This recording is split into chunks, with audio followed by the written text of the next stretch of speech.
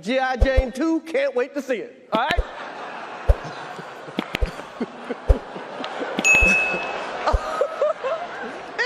That was a nice one. Okay.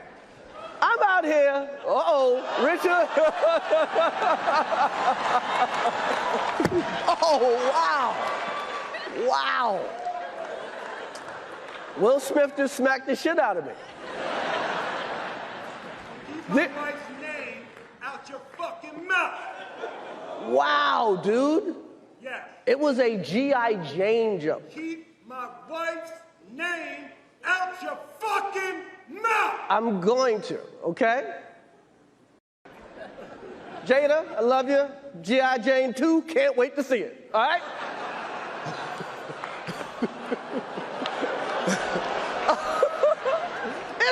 That was a nice one. O Oscar toda, minha mulher é uma Oscarófila. Então, se tivesse Oscar mais de uma vez no ano, ela assistiria todos eles. E agora, com a apresentação aqui no Brasil, com a presença além da Maria, da companheira de comentários dela, que é uma atriz super articulada, ainda tivemos o Fábio Porchat e o Adnet, que deram uma graça toda especial aos comentários e vivacidades novas. Foi muito interessante. E houve esse episódio, que foi triste. E especialmente para quem está de longe, no início as pessoas não entenderam absolutamente nada. Mas atrás dessa história é um contexto que começou em 2016, quando o comediante o Chris fez a primeira piada com a careca decorrente da doença autoimune da mulher do Will Smith. E, claro, ninguém gosta de ser objeto de brincadeira de uma deficiência. Era como se uma pessoa com uma deficiência física explícita, uma perna, coxa, fosse objeto de brincadeira. Quem é que tolera isso? Ou deficiente visual, ou deficientes auditivos, ou de qualquer outra natureza. A deficiência humana não pode ser objeto de brincadeira. Na melhor das situações, a única pessoa que pode fazer brincadeira com sua própria deficiência ou condição é o próprio, mas terceiros não, de maneira nenhuma. Eu sou filho de um pai aleijado na perna direita. E ele, às vezes, brincava com a perninha dele e as pessoas riam. Ele brincava, porém, com todo respeito por si mesmo, mostrando só quais eram as vantagens de ser aleijado. Ele nunca teve nenhum problema com isso. Mas imagina, se você está num lugar público daquela grandeza universal e alguém começa outra vez a brincar com a doença autoimune da esposa, que essa é a razão pela qual ela não tem cabelo, mantém-se careca, não é por opção apenas, é por impossibilidade. Em 2016 ele fez algo semelhante. Tinha dado, né? Eu não sei por que ontem, ou anteontem, ele entrou nessa de fazer uma brincadeira tão sem graça sobre uma coisa dessa. E aí, quem estava em casa não entendeu quase nada. Até porque o Will Smith ficou tentando dar uma de quem estava conseguindo tolerar. Se você observar a imagem, quando o sujeito fala isso, o Chris, ele dá um sorriso, mas a mulher dele se afasta, a mulher dele não é aí do lado, é a outra, essa de verde, elegantíssima, e a cara dela é uma cara de total insatisfação, de desconforto que ela vai fazendo, ela balança a cabeça, ela Ela diz, pô, não é possível que esse cara fique, ó, como ela está sem graça. E ele demorou a assimilar, até que ele viu que tinha passado realmente do limite. E, a meu ver, aí ele passou do limite. Não precisava, embora aquele cara merecesse levar um tapão, do ponto de vista da reação de um marido chateado num evento público, mas não é assim que a gente ganha as guerras contra a idiotice na Terra. Foi o que Jesus ensinou. Te deu numa cara, oferece a outra. Obrigou a andar como 1 milha, vai com ele 2. Te pegou a túnica, dá também a capa. Não entra no jogo da idiotice, é o que Jesus está ensinando. Quebra a idiotice com a tua atitude de energia pacificada. Enérgico, mas com uma atitude pacificada. Se ele tivesse ido lá, ficado ao lado do Chris e dito, olha, deixa eu te falar uma coisa, você frequentemente exagera, passa do limite e às vezes não tem problema, às vezes faz parte. Não existe comediante em favor de nada, eu entendo a dinâmica disso tudo. Agora, hoje você passou dos limites, já é a segunda vez.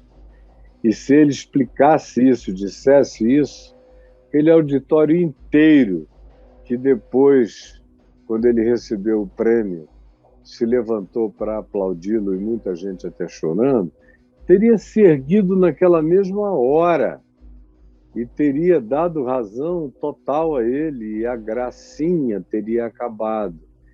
Ainda ficou essa polêmica de gente contra, gente a favor, mas quando a história foi ficando explicitada do que tinha acontecido, a maioria das pessoas entendeu a expressão dele, especialmente porque ele vinha de uma imersão de meses vivendo com uma família de deficientes auditivos. Ele tem um problema de deficiência de autoimunidade em casa com a esposa e foi fazer um filme lidando com pessoas com deficiências diversas. E ele se envolveu, incorporou, se apaixonou, ficou, como ele próprio disse, completamente comovido e tomado, com o coração doído por circunstâncias que antes ele nem percebia bem, mas agora não dava mais para tirar a percepção que ele teve durante a produção do filme da vida dele, nem da mente dele. Então tem um conjunto, uma soma de sensibilidades que se afloraram e acabaram desembocando numa inadequação que foi o tapa na cara. Não precisava, ele tinha outras maneiras verbais, racionais e de inteligência para fazer aquilo ser ainda muito mais veemente em favor dele do que foi. Agora, não dá para julgar o sujeito que se sentiu ofendido, olhou para a mulher estava muito, muito machucada, maltratada, e, a meu ver, o excesso dele foi esse. E ele podia ter resolvido o excesso do outro sem se colocar num lugar semelhante. Agora, isso é fácil para dizer daqui, e conversando. Eu sei que eu, pessoalmente, se estivesse no lugar dele, não faria nada além do que eu disse aqui, no máximo. No máximo.